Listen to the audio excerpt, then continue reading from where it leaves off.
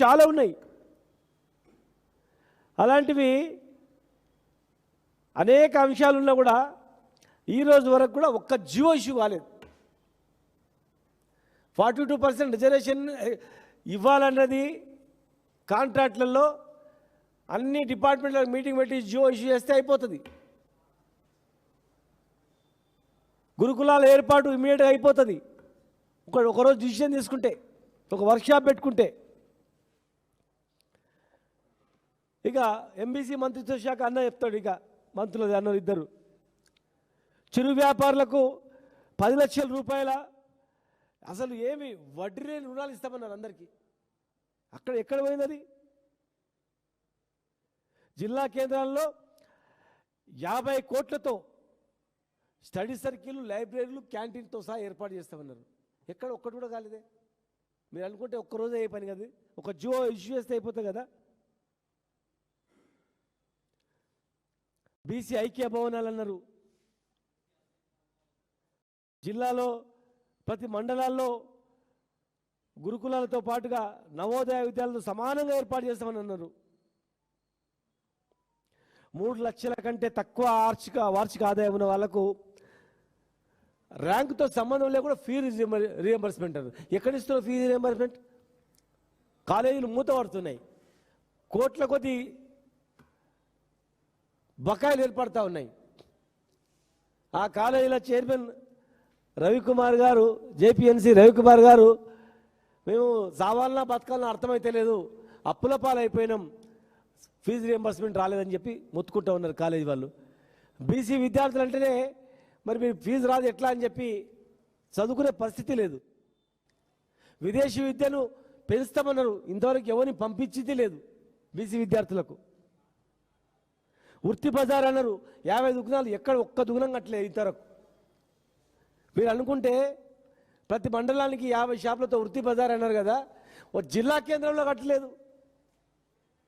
మేము కట్టినటువంటి శిల్పారామం లాంటి కట్టినటువంటివే ఇంకా వృధా పడి ఉన్నాయి. అక్కడ యాక్షన్ పెట్టి అమ్ముకోవాలని చూస్తున్నారు, ప్రైవేట్ వాళ్ళకు దానదత్తం చేయాలని చూస్తూ ఉన్నారు, నీరా కేంద్రాలు ప్రైవేట్కి ఇవ్వాలని చూస్తూ ఉన్నారు, జిల్లా కోటి ఏర్పాటు చేస్తామన్నారు. ఎక్కడా లేదు. చనిపోయిన గీతా కార్మికులు దాదాపు 1400 మంది ఉన్నారు. పాత 5 లక్షలు ఇవ్వట్లేదు, పెంచినా 10 లక్షలు ఇవ్వట్లేదు, ఎవరికి ఇవ్వట్లేదు. 20% వైన్ షాప్ రిజర్వేషన్ అన్నారు, అది కూడా లేదు. ప్రతి సొసైటీకి, ఫెడరేషన్లకు 10 లక్షల రూపాయలు ఆర్థిక సాయం అన్నారు, ఎక్కడా లేదు. వర్షాకాలం వచ్చింది, చెరువులు నిండినాయి, ఇప్పటివరకు చేప పిల్లల టెండర్ కాలేదు. మళ్ళీ ఎవరిని తిట్టాలంటే మత్స్యశాఖ మంత్రిని తిట్టాలి, తిట్టొద్దు అని మళ్ళీ ఆ సామాజిక వర్గానికి ఇచ్చిండ్రు, నిధులు ఇవ్వట్లేదు. ఆయన ఏం చేయాలా? శ్రీహరి గారికి రెవెన్యూ శాఖనో హోంశాఖనో ఇస్తే జబర్దస్త్గా పనిచేస్తాడు ఆయన. కానీ వీళ్ళ శాఖ వీళ్ళకే ఇవ్వాలి, నిధులు ఇవ్వద్దు, వాళ్ళు తిట్టరు, నిధులు ఖర్చు కావద్దు, వీళ్ళు బాగుపడదు, ఆర్థికంగా పైకి రావద్దు, గిట్లే ఉండాలని ఇంత లాజిక్గా పనిచేస్తున్నారు మీరు. చేపలు ఎప్పుడూ పిలుస్తారు, గొర్రెల పైసలు అకౌంట్లో ఎప్పుడు వేస్తారు? 3 లక్షల రూపాయలు. ఈత చెట్లు పెంచడానికి 5 ఎకరాలు అన్నారు, 1 ఎకరా ఇంతవరకు ఇవ్వలేదు. స్వర్ణకారులకు, మంగళ కుమ్మరులకు 90% సబ్సిడీతో టూల్ కిట్లు అన్నారు. పద్మశాలులకు 90% సబ్సిడీ కింద పవర్ లూమ్స్ ఇస్తామన్నారు. ఇక అండగా మాట్లాడతాడు, ఎందుకంటే టోటల్ వృత్తి కులాల గురించి కొట్లాడిన రమణాన్ని ఉన్నాడు కనుక. మేము పోచారంకి వెళ్తే వాళ్ళందరూ కళ్ళ నీళ్ళు పెట్టుకున్నారు. Best tourism village award, world tourism best heritage village మేము అవార్డు తీసుకొచ్చింది మా హాయంలో. అక్కడ ఒక నిధులు కూడా ఖర్చు చేయలేదు.